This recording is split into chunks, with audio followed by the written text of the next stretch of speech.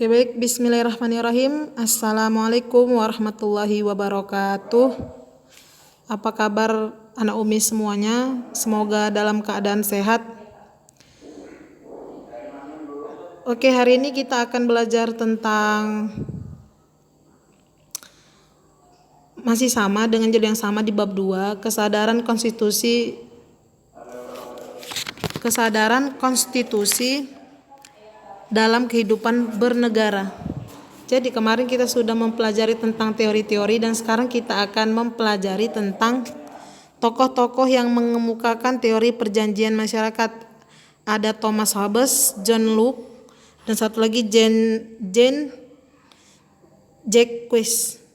Jadi si Thomas Hobbes ini berpendapat bahwa awalnya negara dalam keadaan kacau balau sehingga timbul rasa takut di antara warga. Oke, yang kedua, John Locke menurut pendapatnya bahwa hak asasi manusia warga negara harus dilindungi. Oke, udah. Dan yang terakhir ada Jean Jacques. Menurut pendapatnya, setelah individu menyerahkan hak-haknya kepada negara, penguasa negara yang diberikan mandat oleh rakyat harus melindungi dan mengembalikan hak-hak warga negara tersebut. Oke, selanjutnya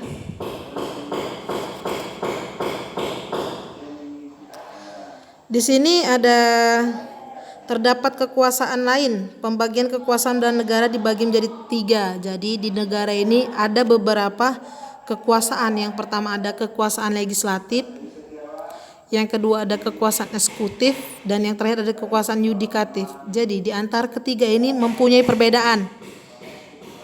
Apa itu kekuasaan legislatif? Membuat peraturan perundang-undangan. Jadi yang membuat peraturan perundang-undangan adalah badan legislatif. Oke, selanjutnya kekuasaan eksekutif melaksanakan peraturan perundang-undangan yang berlaku. Oke, jadi kekuasaan eksekutif ini sering disebut sebagai kekuasaan menjalankan pemerintahan. Dan yang terakhir adalah kekuasaan yudikatif, yaitu kekuasaan untuk menegakkan peraturan perundang-undangan yang berlaku apabila terjadi pelanggaran. Kekuasaan yudikatif sering disebut sebagai kekuasaan kehakiman. Paham ya? Jadi semoga sampai sini kalian bisa membedakan apa itu kekuasaan legislatif, kekuasaan eksekutif, dan kekuasaan yudikatif. Oke, selanjutnya. Negara Indonesia adalah negara yang berdasarkan atas kedaulatan rakyat. Diingat ya.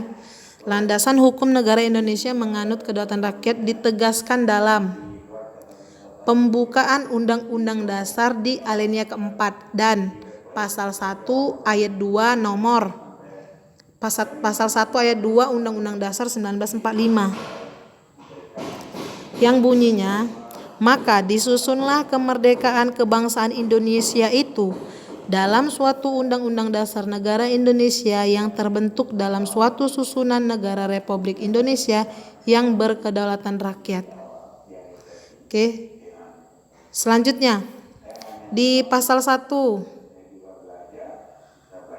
ayat 2 Undang-Undang Dasar Negara tahun 1945 menegaskan kedaulatan berada di tangan rakyat dan dilaksanakan menurut Undang-Undang Dasar 1945.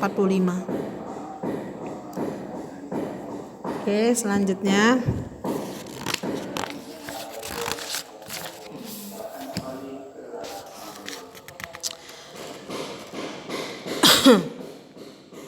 prinsip negara kedaulatan rakyat memiliki hubungan yang erat dengan makna demokrasi. Jadi demokrasi itu berasal dari kata demos dan kretein. Demos berarti rakyat, sedangkan kretein berarti pemerintahan. Secara harfiah, demokrasi memiliki pemerintahan dari rakyat, oleh rakyat, untuk rakyat. Jadi dalam negara demokrasi, rakyat yang memiliki kekuasaan untuk mengatur pemerintahan atau kekuasaan yang ada di tangan rakyat. Suatu negara termasuk negara demokrasi apabila memiliki asas atau prinsip, yaitu yang pertama ada pengakuan dan perlindungan terhadap HAM. Yang kedua, partisipasi rakyat dalam pemerintahan. Yang ketiga ada supremasi hukum. Ini ya diingat ya. Jadi di sini ada ciri-ciri negara demokrasi. Ini nanti bakalan keluar ketika ujian. Yang pertama memiliki lembaga perwakilan rakyat. Yang kedua ada pemilu untuk memilih wakil rakyat. Yang ketiga adanya lembaga yang menguasai jalannya pemerintahan. Dan yang terakhir pemerintahan berdasarkan hukum atau konstitusional. Oke, selanjutnya.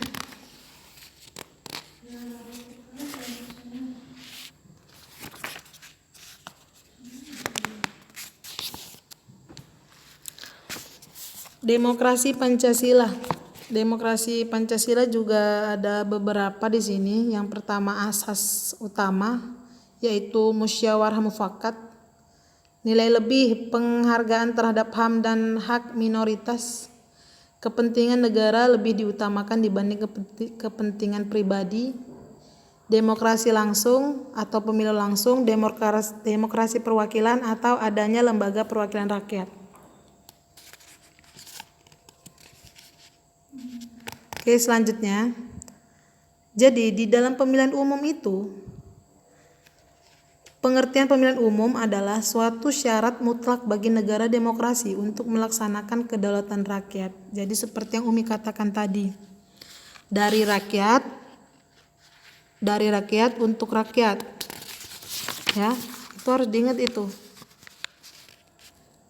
Jadi demokrasi itu sebagai pemerintahan dari rakyat, oleh rakyat, untuk rakyat.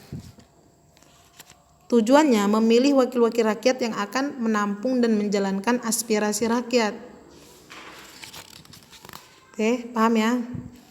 Jadi di sini ada lembaga-lembaga negara.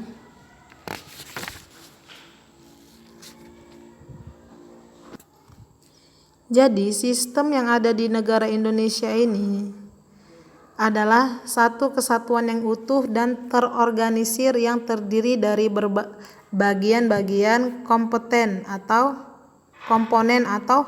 subsistem yang saling bergantung dan saling mempengaruhi. Dan sistem pemerintahannya ada alat-alat perlengkapan negara, arti sempit yang sama dengan presiden dibantu para menteri atau eksekutif. Yang terakhir ada arti luas, semua alat-alat perlengkapan negara. Jadi ada juga nih sistem pemerintahan.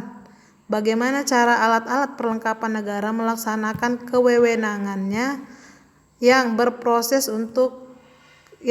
atau sedang berproses melalui pembuatan dan pelaksanaan berbagai keputusan.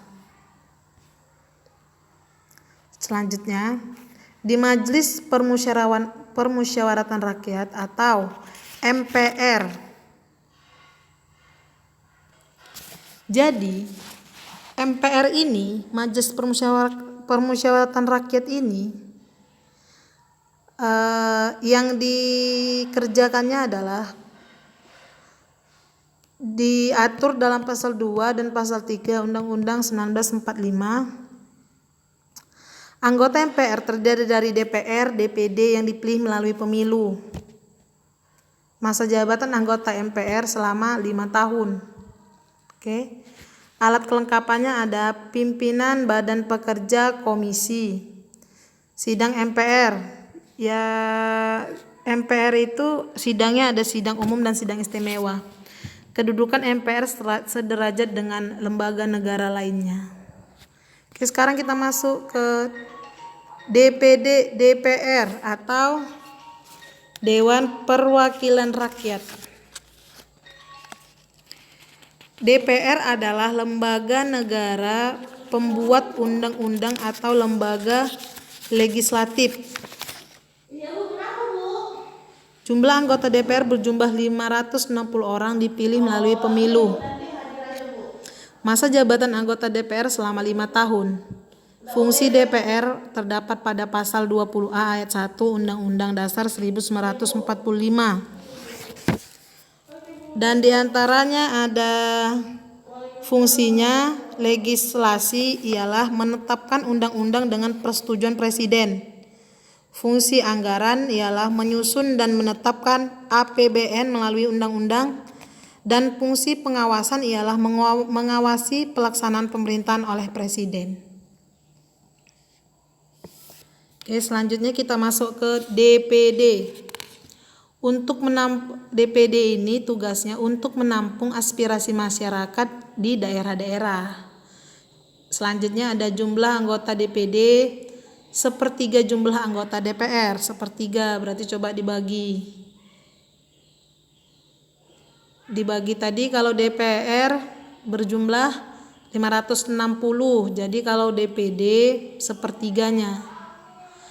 Jumlah anggota DPD setiap provinsi sebanyak 4 wakil, berdomisili di daerah pemilihannya dan selama bersidang bertempat tinggal di ibu kota negara. Oke, selanjutnya ada presiden. Di sini kedudukan presiden sebagai kepala negara dan kepala pemerintahan. Oke, dipilih secara langsung oleh rakyat melalui pemilu. Masa jabatan selama 5 tahun, setelahnya dapat dipilih kembali hanya untuk 1 kali masa jabatan. Ya, paham ya? Selanjutnya ada BPK atau Badan Pemeriksa Keuangan. Bertugas untuk memeriksa pengelolaan tanggung jawab keuangan negara, berkedudukan di ibu kota, anggota dipilih DPR dengan pertimbangan DPD.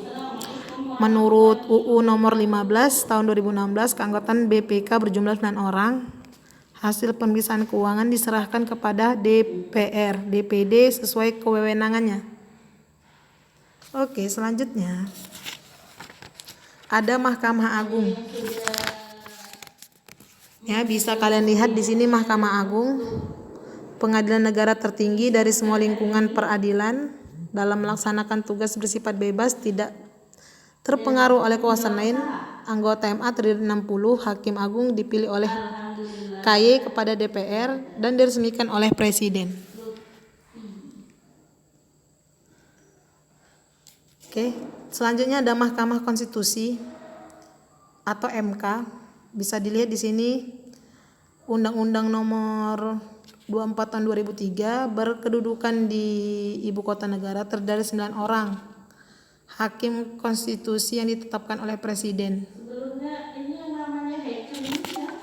Dan yang terakhir ada Komisi Yudisial. Jadi lembaga yang bersifat mandiri dan bebas campur tangan kekuasaan lain. Berkedudukan di ibu kota negara, anggota berjumlah 7 orang yang diangkat dan diberhentikan oleh Presiden dengan persetujuan DPR. Masa jabatan selama 5 tahun. Wewenang KY atau Komisi Yudisial adalah menjaga dan menegakkan kehormatan serta keseluruhan Hakim Agung. Oke, sampai sini saja penjelasan dari Umi. Beberapa saat lagi Umi akan memberikan soal untuk kalian. Wabillahi taufiq wal hidayah. Assalamualaikum warahmatullahi wabarakatuh.